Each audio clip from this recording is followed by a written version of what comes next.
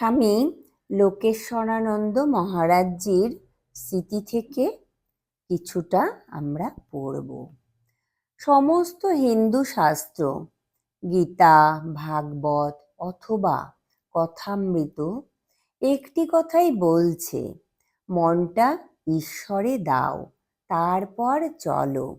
সংসার ছেড়ে যেতে হবে না, সংসারেই থাকো, কিন্তু ঈশ্বরকে আপনার করে নিয়ে ধরে থাকো, যেন তিনি ছাড়া আপনার বলতে তোমার আর কেউ নেই। শ্রীরামকৃষ্ণও তাই বলেছেন, ভয় নেই, কিসের ভয়, তিনি আছেন না, তিনি তোমার হাত ধরে আছেন।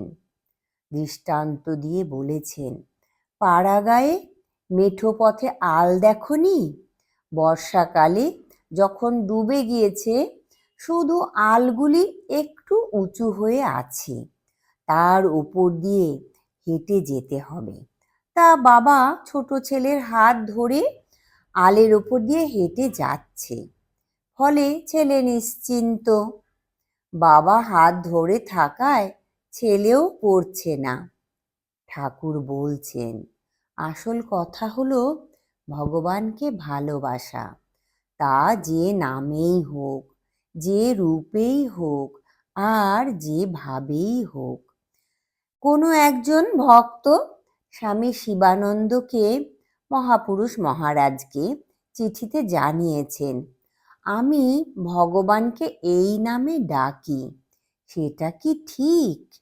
মহাপুরুষ মহারাজ তার উত্তরে জানালেন, যদি তোমার ওই নামে ডাকতে ভালো লাগে তবে তাই ঠিক। মহাপুরুষ মহারাজ এই কথাই লিখে জানালেন। তার ভাবটি এই যে, আমি তোমাকে ডিকটেট করবার কে? আমি কেন বলতে যাব তুমি ভগবানকে এই নামে ডাকবে? তুমি যাকে ভালোবাসো, তোমার যে রূপ ভালো লাগে, যে নাম ভালো লাগে, সেই নামে সেই রূপেই তুমি তাকে ডাকো।